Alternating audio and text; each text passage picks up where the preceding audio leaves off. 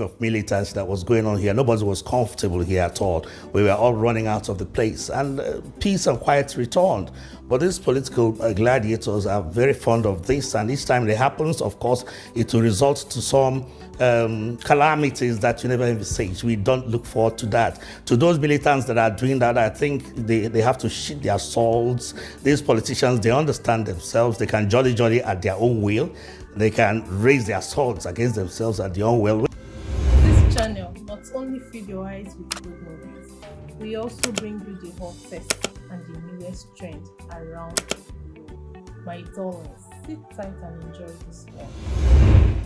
So, a judgment that could send Rivers State into a political and financial tailspin, with the far-reaching possibility of effectively crippling governance in the state.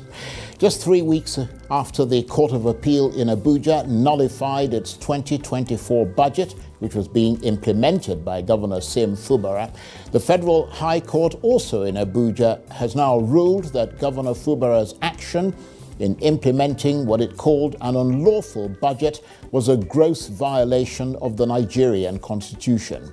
Justice Joyce Abdul Malik called it a constitutional aberration that must not be allowed to continue. So she ordered the Nigerian Central Bank to stop releasing monthly federal allocations to the Rivers State government. She also instructed Nigeria's Accountant General, as well as Zenith and Access banks, not to allow the governor withdraw money from the Consolidated Revenue and Federation account. So another cork in the bottle that helped to keep the political chaos in Rivers State in check has gone whizzing over the garden wall of Government House in Port Harcourt, even as this week a militant group calling itself the Niger Delta Development Force threatened to attack Nigeria's oil installations if such a ruling is made. And now it has.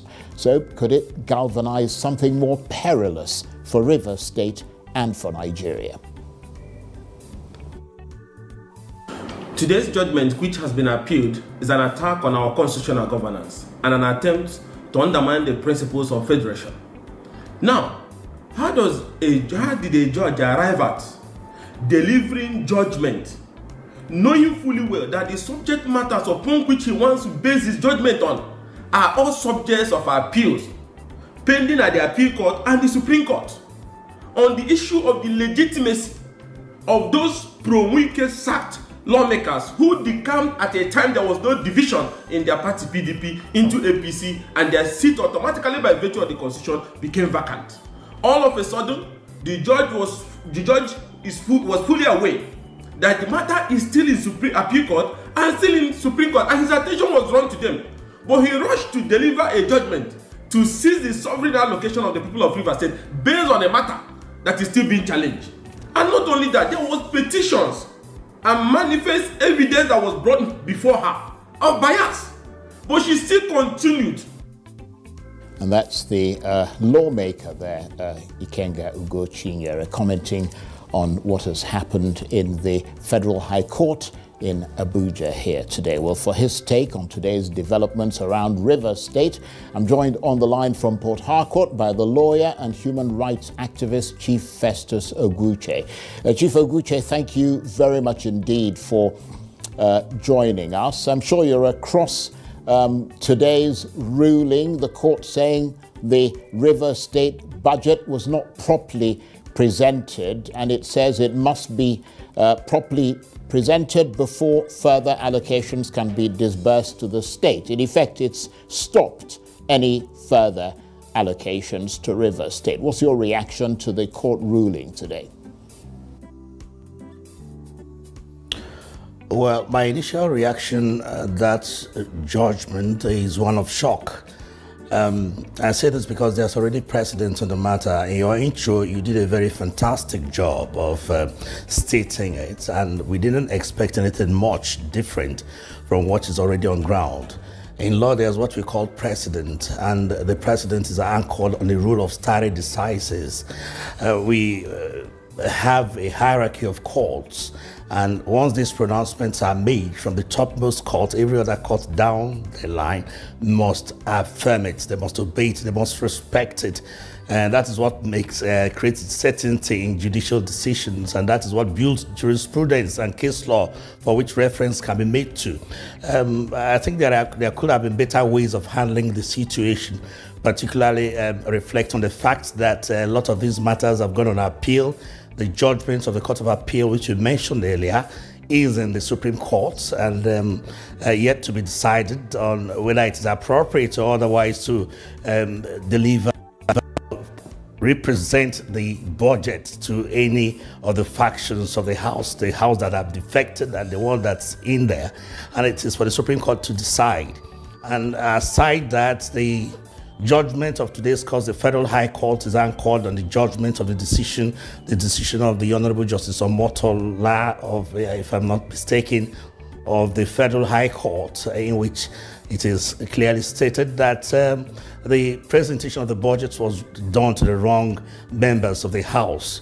Be that as it may, we all know the circumstances surrounding that particular decision, which went to the Court of Appeal, and the issues about it, reflecting again on the fact that the defendants, which includes the government of Rivers State, the governor, the clerk of the House, and the rest of them, they withdrew their defenses. Their defenses included the counter affidavit to the originating summons originally filed, the notice of preliminary objection challenging the jurisdiction of the Federal High Court on the matter, the counter affidavit asking the court for a stoppage. And we expected that whatever issue is before the Honorable Justice Joyce Abdul Malik, it should have been abated a little bit to await the decision of the Supreme Court on the matter. But now that the decision has been delivered, and when we look at the law books and begin to understand that the power of the federal government and its institutions and agencies to stop the allocation of resources to a subnational entity or component unit of the federal government is doubtful. I don't think the Federal High Court has that power. One is not here lampooning the decision of that court, but we are looking at it on the basis of precedents, on the nature of the federal system that you operate, anchored again on the concept of federalism, that the subnational units cannot be denied the conglomeracy, if you permit my word, of what that federalism connotes. The sense that it is a federal system that exists at the instance of the states and not the other way around. The states do not exist at the instance of the federal system, no matter how warped our own system is. The likes of Professor Isawa Elaigu has described it as a unitary federalism. I don't know where that exists. But then the issue is the jurisdiction of the courts, which also I can say that the court has jurisdiction because the CBN is a party, the other federal institutions are party, but that alone does not confer jurisdiction. We are looking also at the subject matter. It has to do with the allocation of resources to state entities. And if that be the case, then those other entities that are joined are just merely sort of cosmetic, so to speak, because I think it's something that the State High Court should have taken jurisdiction. Right. The members that went to the Federal High Court in Abuja. Okay. Go on, finish your thought, but we've got to move on. Your thought.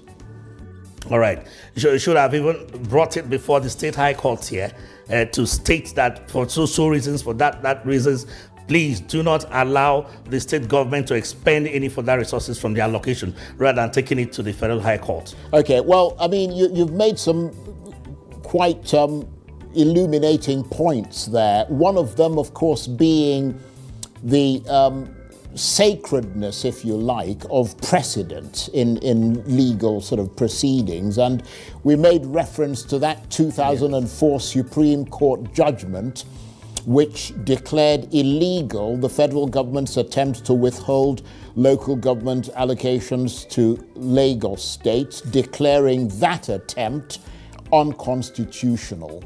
How much does that apply as precedent in this case, or are the circumstances perhaps a bit different? Yes, that's quite some beautiful question. There's no distinguishing feature between the judgment in the 2004 Supreme Court decision in Attorney General Lagos State and Attorney General Federation. Recall that it was Yemi Osibanjo who was the Honorable Attorney General of Lagos State that time. And if you look at the list of lawyers that made their imputes, I think there were some lawyers that were invited to present their opinions to court by way of friends of the courts, and they did their job very, very well. And the judgment was quite thorough. It was Honorable Justice Ways Kutigi, the respectable Dickie Toby. They were all on the panel. And if you read that judgment, it's something that applies not just to Lagos State, it's something that applies to every component unit of the Federation regarding the power of the federal government, its agencies, its institutions, whether administrative, legislative, or judicial, from withholding funds that accrue to state entities that form the component structure of the country. It is totally unconstitutional. And we thought very much that the Honorable Justice Joyce Abdul Malik would advert her mind to it and take consideration of that particular decision. Because the reason for that is not far-fetched. And that is why you see that in most federal systems, the US, Australia, China, you seldom find these kind of decisions from the courts. And the reason is because it is connoted that in federal systems, it is the states. You're watching Nolly Magic TV. My joy is to keep you updated with the latest gist. And your joy should be subscribing to this channel and giving this video a thumbs up, please. That come together to form a unified fora, and they donate their powers to the center. No matter how flawed our own system is, it is the authority of the state that whatever authority it wields, whatever power it wields. So if you deny a state structure of its entitlement by way of its allocation, which should be a replication of what it also contributes, presupposedly contributes to the national structure. If you make such denial, they can opt out of the federation. Right. Which is a possibility. I think one of the states tried it one time in the 17th century and it didn't work. So I think it is preposterous for Washington, for instance, to go and tamper with the allocations that go to Texas from the federal pool. Okay. It is never done anywhere. Well, I understand that. But so in the context of Nigeria, which is where we are, what are the options open to Governor Fubara now following this development? I mean, it seems like he either needs to find a political way to resolve the crisis or press ahead with further court battles. Which do you expect will be the more difficult option? Which would you advise if you were his lawyer? I'll first of all start with the option that's available to the federal government. And the option is between the judgment of the Federal High Court today on Rivers State and the judgment of the Supreme Court in 2004, which I think we must derive precedence from. Stare decisis demands that. That is what creates certainty in jurisprudence. That is creates certainty in the law. That is what engineers the nobility of the legal profession and the judicature. That in that choice, the federal government should swing on the side of the judgments of the Supreme Court in Attorney General Lagos State and Attorney General Federation. The controversy is beginning to take very the kind of dimensions that one would think is very discomforting for any emerging democracy like ours. We have not fully emerged. A lot of things are still being kept at bay. A lot of issues are still yet to be perfected. The electoral system, the judicial system, the administrative structure, the political structure. And it's something that people should tread very cautiously on matters of this nature. I don't think there's any reason whatsoever for the federal government to deny the Rivers State authorities of those allocations on the basis of the judgment of the Supreme Court, on the basis of the practice of democracy, on the basis of the federal system that we profess to be adhering to as it is currently, no matter how warped that system is. For Governor Fubara, I think I'll see this move as just an arm-twisting tactic And I think it will have helped to develop our jurisprudence, because at the end of the day, all these cases will end up by the Supreme Court, and we have a much more enlightened table to make our choices. But then the deprivation is something that it may not be able to swing along, with total indifference to the implications. The orders and the arm twisting techniques is something that he may not be able to overlook, and maybe a political solution may be possible, where all these are geared towards maybe getting him to accept certain issues, certain things that may be not acceptable to him. But politics is all about give and take. There are no permanent friends, no permanent enemies. Okay. But then I think these things, we have to strengthen them very, very much, very clearly, to ensure that the judicial system is kept as stable as possible. Right. And now, its nobility is intact at all times. Now, we heard a supposedly militant group called the Niger Delta Development Force specifically warning that if a judgment like this is made, a judgment they attribute to manipulation and backhand dealing by Nyesom Wike and his deputies, that's their assertion, not ours, that this would unleash, that they would unleash attacks in River State that will disrupt the flow of oil. In that regard, are you expecting some kind of militant escalation to this crisis as a result of today's ruling? What's the mood like where you are in Port Harcourt? Well, the mood here is that of cautious speculation as to what will happen. Nobody prays for the resurgence of militants in this region. We all were here when this thing was at its height, and it was not a very good tale to tell. And I expected that the forces, the gladiators, the powers that be should put these into consideration and not to overheat the polity unnecessarily. I will say that governance must be allowed to move, and it should not be stopped midway at the instance of a few individuals. We are talking about millions of people that populate River State, both the indigenes and the non-indigenes and the residents, and people who will be affected in so many ways by the judgment given today. That's why it's very, very important that in doing some of these acrobatics with politics and the democratic system which you operate, caution should be put together. I'm not very comfortable with that call by the militants, and nobody wants to look out for any militancy anymore. It was Professor Yemi Osibanjo who came with his dexterity and stopped the wave of militants that was going on here. Nobody was comfortable here at all. We were all running out of the place, and peace and quiet returned.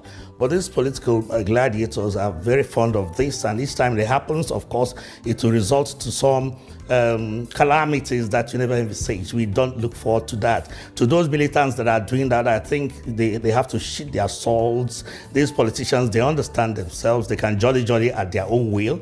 They can raise their swords against themselves at their own will. When they settle, a lot of us are not there.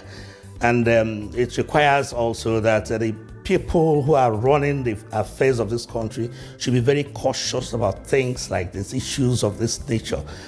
People are yet trying to grapple with existence, with life, with the excruciating poverty that is ravaging the entire country.